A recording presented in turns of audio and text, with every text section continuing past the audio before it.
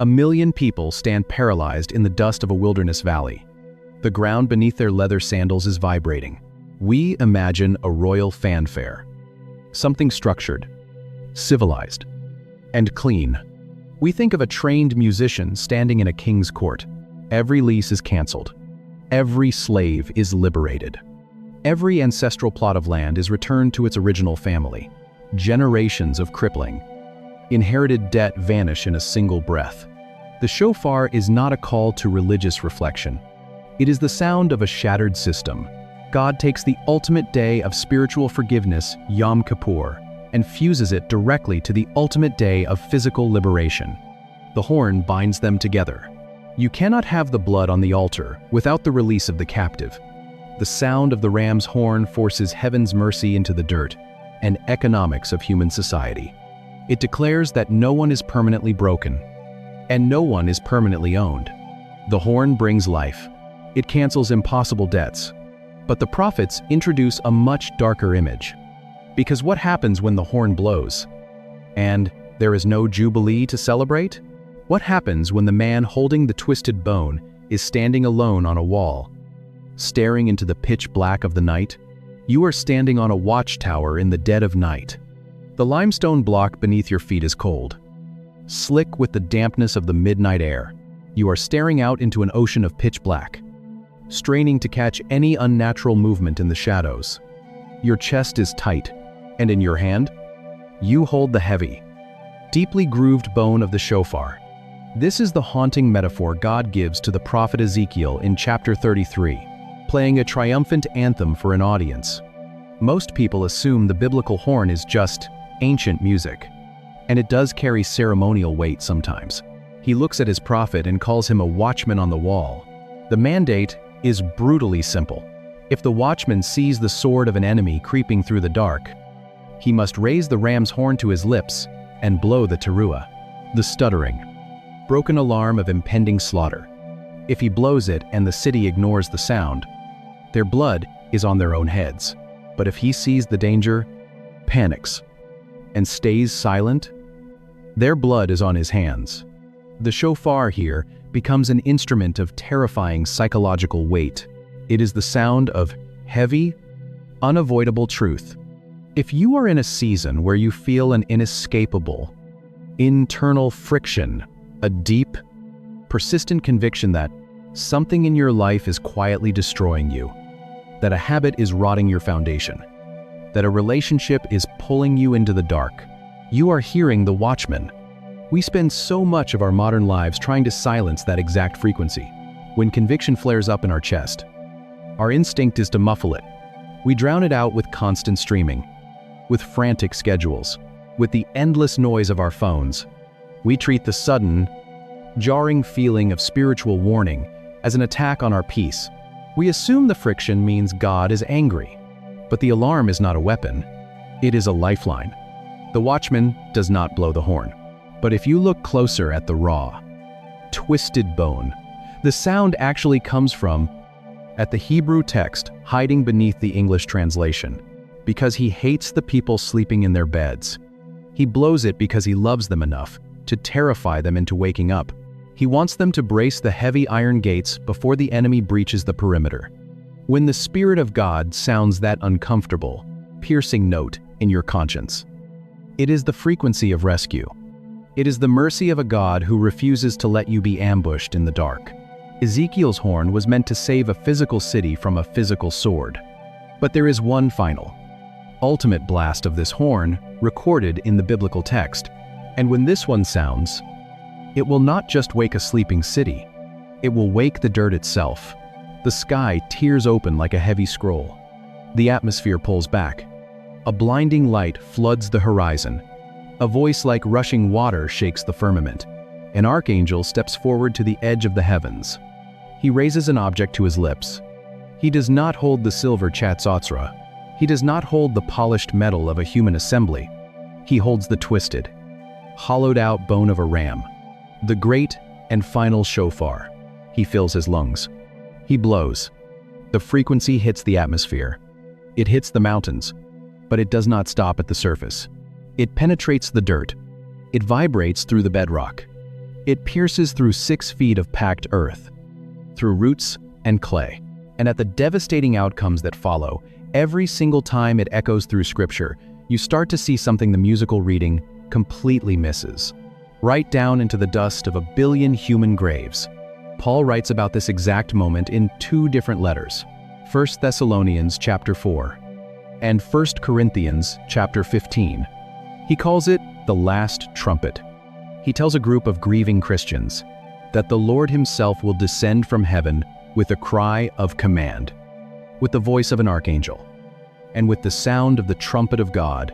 He writes that the trumpet will sound, and the dead will be raised imperishable, not eventually, instantly, in the twinkling of an eye. Watch the ancient patterns culminate. At Jericho, the horn blew, and an impenetrable wall of stone fell into dust. In the valley of Jezreel, the horn blew, and an enemy army scattered in sheer terror in the dark. On the Day of Atonement, the Jubilee horn blew, and every captive on the continent walked free. Now, the final horn sounds. The impenetrable wall of death collapses. The ancient enemy of the grave scatters. The captives of mortality walk out of their tombs into the blinding light. Everything the shofar did in the history of Israel, it now does to the fabric of the cosmos. The final trumpet is not a signal of the end. It is the ultimate alarm clock of eternity. It is the breath of God blowing through the physical symbol of a substitute. The shofar is not an instrument of melody. It is an instrument of disruption. It is the sound of the unseen world violently crashing, reminding the dirt itself that the blood of the sacrifice has already paid the price. The great debt is canceled. The cosmic jubilee has arrived, but that horn has not sounded yet. We are still walking through the valley. We are still living in the tension of the silence, waiting for the sky to break. And yet, if you listen closely to your own life, the shofar is already blowing. Only now, the fortress it is trying to shatter is much closer to home. We are a species obsessed with our own defense mechanisms. If you study human psychology, you quickly realize that almost every destructive habit we develop is actually a misguided attempt to keep ourselves safe. We construct internal fortresses. We stack heavy, cold stones of cynicism to ensure we are never disappointed.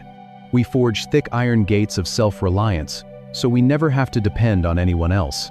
We build our own personal Jerichos, and we lock ourselves inside, convinced that if the walls are thick enough, the pain of the world cannot reach us. But the Spirit of God has zero interest in leaving us safely locked inside a prison. When God decides to dismantle the false structures we have built, He does not negotiate with the gatekeeper. He does not ask for permission to enter the courtyard. He uses the exact same tactic He used in the Jordan Valley thousands of years ago, into the physical world. When this horn blows, ancient stone walls collapse into dust. When this horn blows, massive armies scatter in terror. He sounds the horn. In our modern lives, that frequency rarely sounds like an actual trumpet blast. It sounds like disruption. It is the sudden, terrifying loss of a career that you had chained your entire identity to. It is the hollow, echoing silence of an empty house, when you finally realize your blind ambition has alienated the people you love. It is that heavy, suffocating weight in your chest at 3 a.m. when the distractions stop working and you are forced to sit in the dark with the reality of your own emptiness. When the walls of our carefully curated lives begin to vibrate and crack, our instinct is to panic. We assume we are under attack. We assume the enemy has breached the perimeter. We feel the foundation shivering beneath our feet, and we desperately try to hold the splintering stone, together with our bare hands. The collapse is not a punishment. It is a rescue. God will violently dismantle the psychological fortresses we build, because He knows that you cannot experience the freedom of the Jubilee while you are still hiding behind the walls of Jericho. He blows the horn of disruption to bring down the barriers that are keeping you from Him. He empties you out, scraping away the marrow of your pride and your control, so that your life can finally become a vessel for His breath. In the middle of the night, when this horn blows, a nation's collective debt is instantly erased. It is the frequency of God breaking into human history. And when you step back and look at the entire sweep of the biblical text, a devastatingly beautiful pattern emerges from the dust of all those falling stones. A horn blasted from the fire of Sinai, and a trembling nation met their God. A ram was caught in the thicket of Moriah, and a son walked down the mountain alive. 7 priests blew the twisted bone outside a fortress, and an impenetrable wall collapsed into dust. 300 horns shattered the midnight silence of a valley, and a massive army scattered in terror.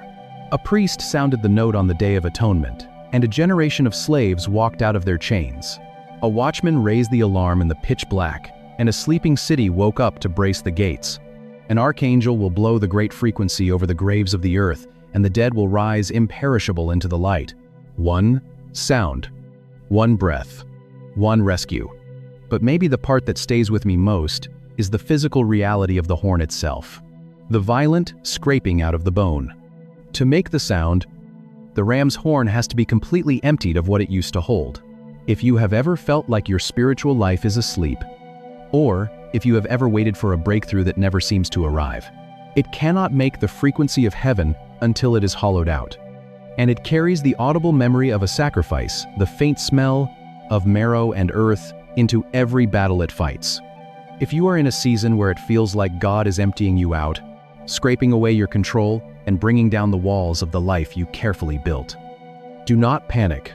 Do not mistake the sound of your own collapsing defenses for the sound of an enemy attack.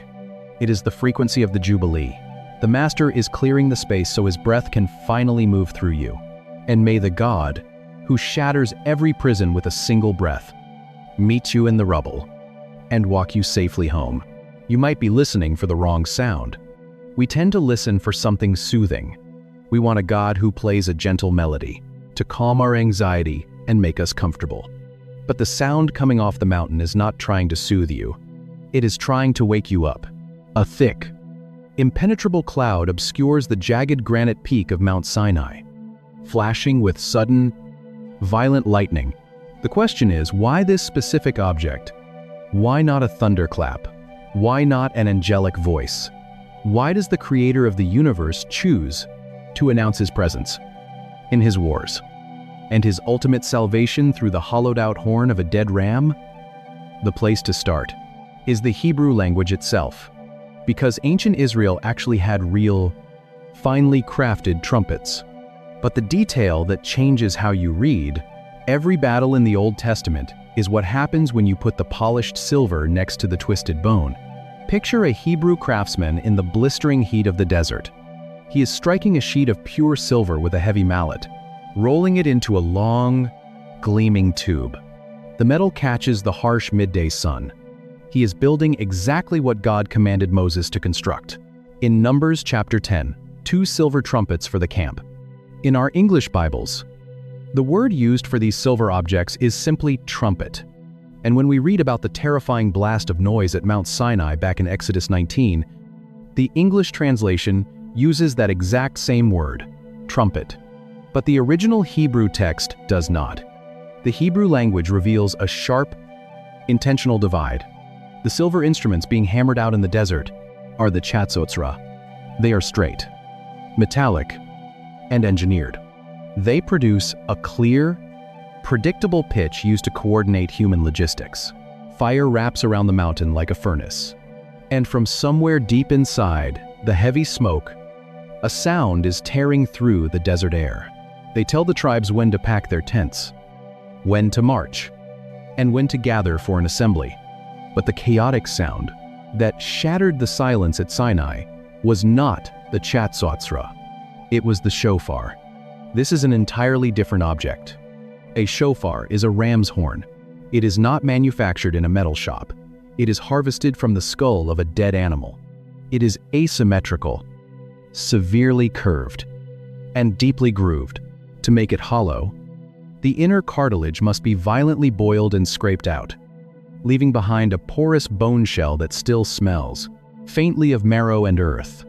You cannot play a complex melody on a shofar. You can only blow breath through the empty core of what used to be a living creature. And the root of the word itself points to a profound reality. The noun shofar is tied to the Hebrew verb shafar, which means to cut, to scrape out, or to make acceptable and pleasing. To get the horn to produce its terrifying frequency, the inside has to be emptied out completely. But every time an ancient Israelite looked at this twisted horn, their mind would have instinctively flashed back to one specific mountain, not Sinai, but Moriah. Genesis chapter 22. Abraham binds his son Isaac to an altar, raising a blade to do the unthinkable. And, at the last possible second, a voice calls. It grows louder. It stretches longer and higher than human lungs could possibly sustain. It does not play a melody, out from heaven to stop him. Abraham looks up and sees a ram caught by its horns in a thicket.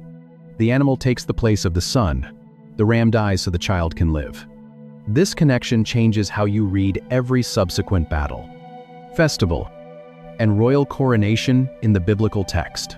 When a priest blows the silver chatzitzra, he is organizing human effort, but when he raises the twisted bone of a ram to his lips, he is doing something else entirely. He is holding up the physical evidence of God's mercy. He is blowing breath through the symbol of a substitute. The shofar is not a musical instrument. It is the audible memory of a sacrifice. When Israel hears it, they are reminded that their existence was bought with blood. And when God hears it, he remembers his covenant. But this memorial of mercy is about to be carried onto a battlefield, and the very first time Israel weaponizes this sound. They do not face another army in an open valley. They face an impenetrable wall of solid stone. Dust chokes the heavy air of the Jordan Valley. A massive shadow falls across the Israelite camp. Jericho is a fortress of impossible scale. The stone walls are thick enough to build houses on. The gates are barred shut. No one goes out. No one comes in. The city is locked tight. Terrified of the refugees camped in the valley below, Joshua receives a battle plan. It makes zero tactical sense. It does not carry a tune. It is a primal, piercing blast. The text in Exodus says the sound of the horn grows so overwhelming, he does not build siege ramps. He does not fashion battering rams. He does not order archers to cover the walls with arrows. He orders silence. And he orders 7 priests to pick up 7 ram's horns. The sun rises. The vanguard steps forward. The priests follow. The heavy wooden Ark of the Covenant rides on their shoulders. The rear guard falls into place. They walk in absolute, terrifying silence. No swords clash. No battle cries ring out. Just the rhythmic crunch of sandals on gravel. Just the slow, deliberate circle around an impenetrable fortress. 1 lap. Then back to camp. Day 2. They march. Day 3. They march. Day 4. Day 5. Day 6. The same silent rotation. The armed men of Jericho line the high walls. Watching this bizarre procession, the silence is heavier than a threat. The only sound cutting through the valley is the occasional, piercing wail of the ram's horn. It is psychological warfare. It is a siege built entirely of sound. Then comes the 7th day. They march 7 times. The sun begins to set. Joshua gives a final command. The priests lift the twisted bones to their lips. They take a massive breath. And they do not just blow a sustained note. They blow the teruah. The teruah is a specific frequency of the shofar. It is a series of rapid, stuttering blasts. It is an urgent, broken weeping that the Israelites tremble in terror, eventually begging Moses to make it stop. They are convinced that if they keep hearing it, in the ancient world, it is the sound of an ambush. It is the cry of a sudden, catastrophic emergency. But here, they do not blow it to coordinate a charge. They blow it to tear the fabric of reality. The teruah is not a signal for the army to attack. It is a signal for the earth to break. The horns blast the broken rhythm. The army finally screams. The vibration hits their chests before it hits their ears. The ground violently shudders beneath their feet. The massive stone foundation splinters. The wall collapses outward, into a suffocating, blinding cloud of white dust and debris. They do not climb over the wall. They walk straight over the rubble. The ram's horn brings down a fortress without a single sword drawn. But the horn does not just break physical stone. Soon, it will be used to break the minds of an enemy in the pitch black of the night. When you study the psychology of ancient warfare, particularly combat in the dead of night, you realize that the human brain relies almost entirely on auditory processing to estimate the size of an incoming threat. Without sunlight to provide visual distance, the mind uses the reverberation of sound, echoing off the hills to measure impending doom. This psychological reality is exactly what makes the story of Gideon in Judges chapter 7 so brilliantly devastating.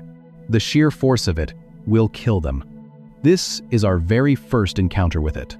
When we read this scene, if you analyze the logistics of the scene, Gideon is standing on a ridge with a microscopic force of 300 men, looking down into a valley where 135,000 Midianite soldiers are sleeping heavily in their tents. He does not arm his men with swords, shields, or spears. He arms them with empty clay jars, burning torches hidden inside those jars, and 300 hollowed-out ram's horns. To understand the sheer terror of what happens next, you have to understand the military protocol of the ancient Near East.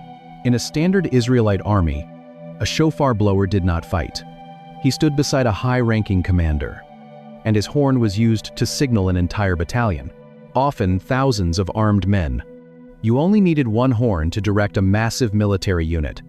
So when Gideon's 300 men surround the camp at midnight, suddenly smash 300 clay jars into the rocks, to expose 300 blinding torches, and blow 300 ram's horns simultaneously into the freezing desert air, the Midianite brain instantly does the math. If seeing these ancient battles as masterclasses in human psychology is shifting how you read your Bible, you're exactly who this channel is for. Drop a thought in the comments and hit subscribe, because every week we go deeper into the text than you knew was possible. So the sleeping army wakes up in total, suffocating panic when they open their eyes to the pitch-black valley and dozens of others like it. Our English Bibles usually translate the source of this terrifying noise with a single, familiar word: trumpet. They do not hear 300 rogue soldiers. They hear the commanding signals of 300 entire battalions. The sudden shattering of clay sounds exactly like the clashing of thousands of bronze shields. And the surrounding blast of the horns convinces them they are completely encircled by a coalition of unimaginable size. The shofar was not a call to battle. It was the battle itself. Gideon's men do not even have to draw their weapons.